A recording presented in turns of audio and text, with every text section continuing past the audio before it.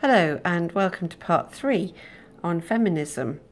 So here we have the idea that that you might remember from last year, that last lesson, sorry, that there's no such thing as a human nature central to all societies, that every society constructs people differently, and that's a central Marxist idea.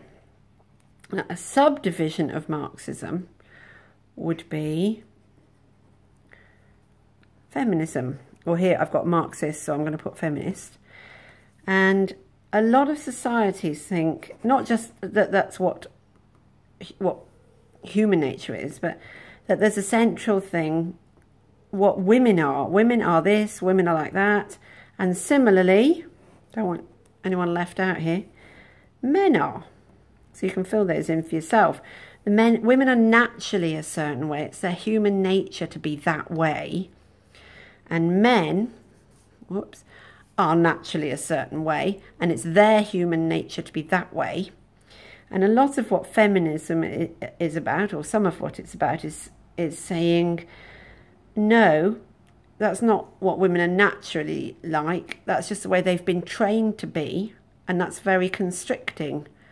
And similarly, that's not what men are naturally like, wearing grey all the time, for example. That's how they've been constructed, that's how they've been trained, and that's very restrictive on men as well. So each society has got different ideas and constructs, that's a key word, shall I write it down? Yes.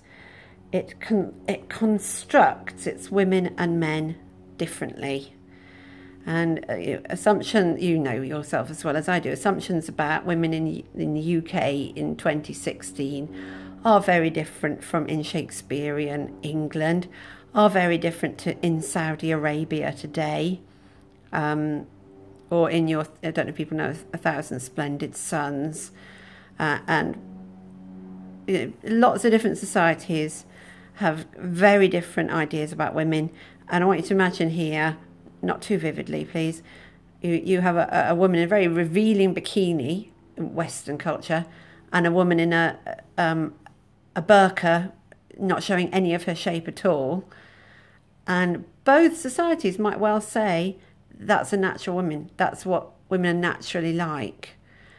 So can you see that it's a branch of Marxism? So Marx is saying we're all constructed differently by different societies creating us or constructing us, and feminism being a branch of that, saying the way it tells you how to be a woman and the way your society tells you how to be a man, that varies from society to society.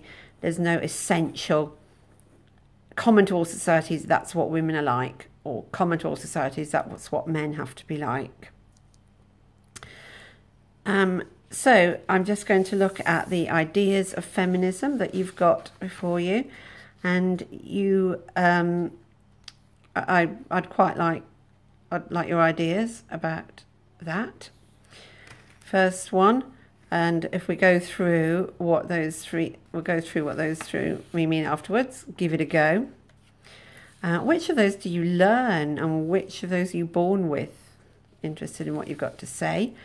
The way women are portrayed in literature, film, TV, soaps, music videos reflect, the way they're portrayed reflects the way their particular society sees them. I find women in music videos to be a very interesting reflection of the way their society sees them. So this is connected to the next one. The way they're portrayed in literature, film, TV, soaps, music, etc. and pop videos, I was got angry by the time I wrote this, makes it more difficult for them to have an equal chance in life. So our whole society is brought up looking at women in bikinis gyrating next to men in suits, in pop video after pop video after pop video after ad after ad after ad.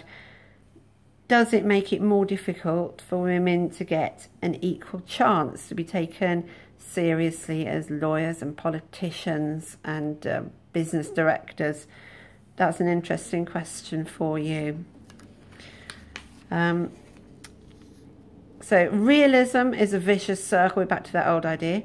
You're never shown anything working differently, so you can't imagine how different things could be, and everything stays the same. So you don't get women running the country and women dignitaries welcoming people off the aeroplane. I don't know why I've chosen that example. You don't get women having a 50-50 part of public life, and you just can't imagine it, and therefore it stays the way it is.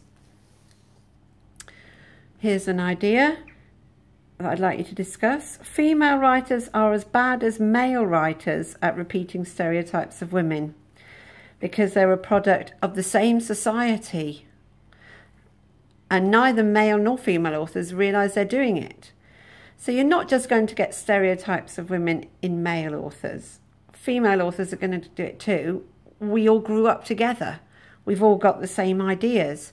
We can't think outside the way our society has trained us. We're all going to repeat the same stereotypes. What do you think of that idea? Gender roles vary from society to society. Each society constructs them. All right, so it's this word, constructs them. Constructing gender roles, you'll need that a lot. Partly through literature, film, TV, soaps, music, partly through your culture, is how gender roles are made. And every culture is going to make their gender roles slightly differently. What do you think of that? It's the opposite of what women and men are naturally like. And finally, men have as much to gain from feminism as women do.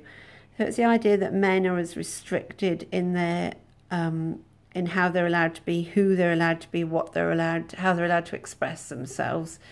That's as restrictive, and that they would be as released from those roles as women would be. So